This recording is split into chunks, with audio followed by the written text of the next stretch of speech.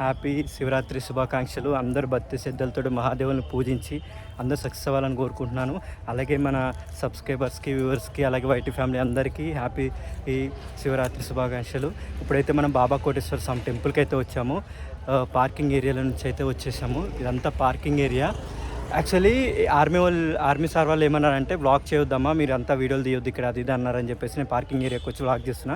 నేను ఎలా దర్శనానికి వెళ్ళాను, ఎలా దర్శనం చేసుకున్నాను, ఎంత క్యూ ఉంది, ఈ శివరాత్రికి ఎట్లా ఉంటుంది 2026 శివరాత్రి మొత్తం అయితే మీకు వివరంగా ఎక్స్ప్లెయిన్ చేసి చూపిస్తాను. మీరు స్కిప్ చేయకుండా అయితే వీడియో చూడండి. అలాగే నా పాత ఛానల్లో అయితే వీడియో పెట్టాను, ఇది బాబా కోటేశ్వర స్వామి టెంపుల్. అది వచ్చేసేసి దాదాపు 22K వ్యూస్ వెళ్ళిపోయినాయి, లైక్స్, వాచ్ అవర్స్ బాగా పెరిగిపోయినాయి.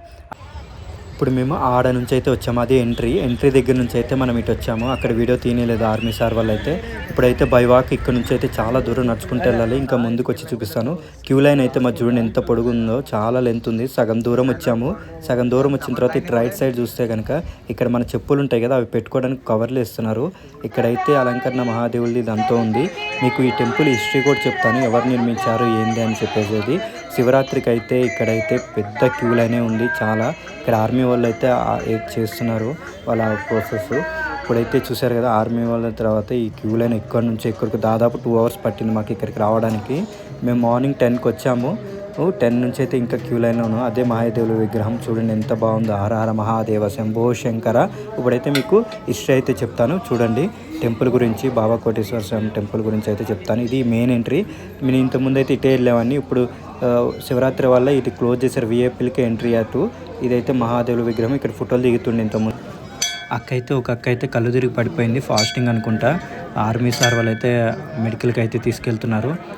నడవలేకపోతుంది అక్క. ఇప్పుడైతే మనం మన టెంపుల్ గురించి అయితే మాట్లాడుకుందాం. అలాగే అక్క అయితే సేఫ్గా అయితే తీసుకెళ్తున్నారు. ఇప్పుడు టెంపుల్ అయితే ఇటు దాకా వచ్చాము మనం. ఈ ప్రాంతంలో రాతి గనిలో ఒక శివలింగం అయితే కనపడింది. కార్మికులు దాని చుట్టూ గోడ నిర్మించి పురాణాల ప్రకారం అనేక మంది ఇక్కడ భక్తులు వచ్చి మహాదేవుని వారిని అయితే పూజించేవాళ్ళంట. 1953లో 1EMI సెంటర్ బెంగళూరు నుండి సికింద్రాబాద్కు మార్చినప్పుడు ఆలయానికి పునరుద్ధరించిన భజన కీర్తనలు మరియు వారంతపు కార్యక్రమాలు నిర్వహించడం ప్రారంభించారు. 1966 నుండి 1995 వరకు మరియు తర్వాత 2015లో కూడా పునరుద్ధరణ పనులు జరిగాయి. ఆశయాలు, మెట్లు మరియు ఇతర సదుపాయాలు నిర్మించారు.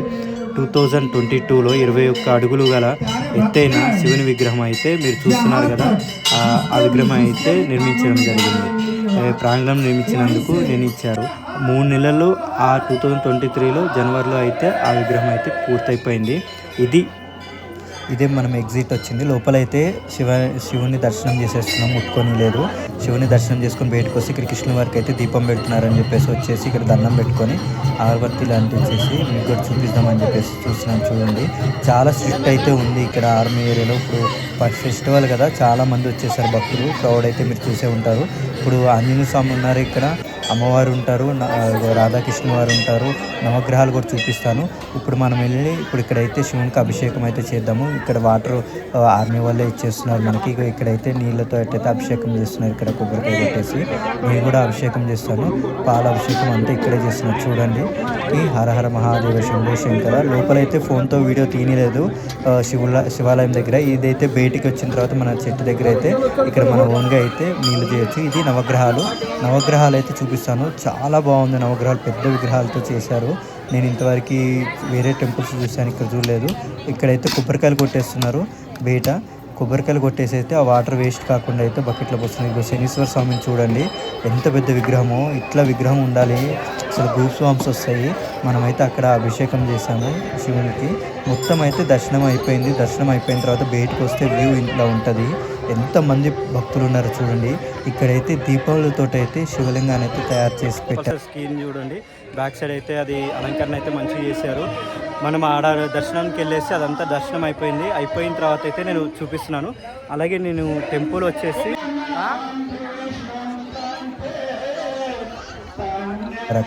అక్కడ నో ఎంట్రీ అని చెప్పి బోర్డు పెట్టారు. ఆర్మీ సార్ వాళ్ళైతే వెళ్ళడానికి లేదు. ఇక్కడైతే మీకు చెప్పాను, ఈ లోపల అయితే శివలింగం ఉంటుంది. ఇక్కడైతే అండర్ మెయింటెనెన్స్